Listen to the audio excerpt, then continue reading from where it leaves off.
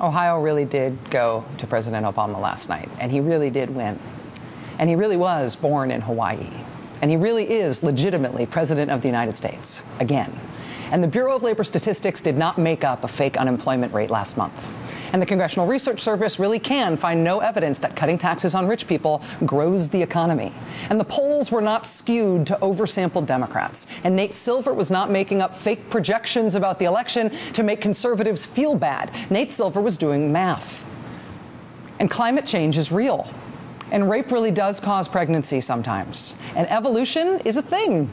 And Benghazi was an attack on us. It was not a scandal by us. And nobody is taking away anyone's guns. And taxes have not gone up. And the deficit is dropping, actually. And Saddam Hussein did not have weapons of mass destruction. And the moon landing was real. And FEMA is not building concentration camps. And UN election observers are not taking over Texas. And moderate reforms of the regulations on the insurance industry and the financial services industry in this country are not the same thing as communism.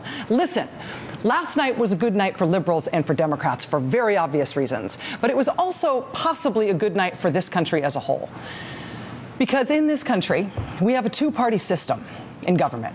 And the idea is supposed to be that the two sides both come up with ways to confront and fix the real problems facing our country. They both propose possible solutions to our real problems. And we debate between those possible solutions.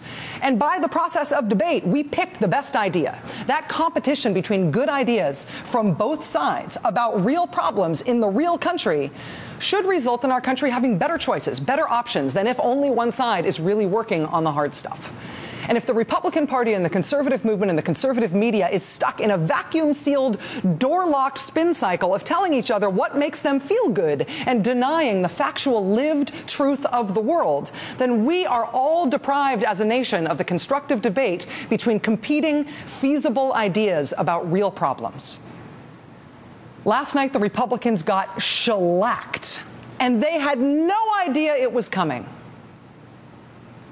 And we saw them in real time, in a real humiliating time, not believe it even as it was happening to them. And unless they are going to secede, they are going to have to pop the factual bubble they have been so happy living inside if they do not want to get shellacked again. And that will be a painful process for them, I'm sure, but it will be good for the whole country, left, right, and center. You guys, we're counting on you.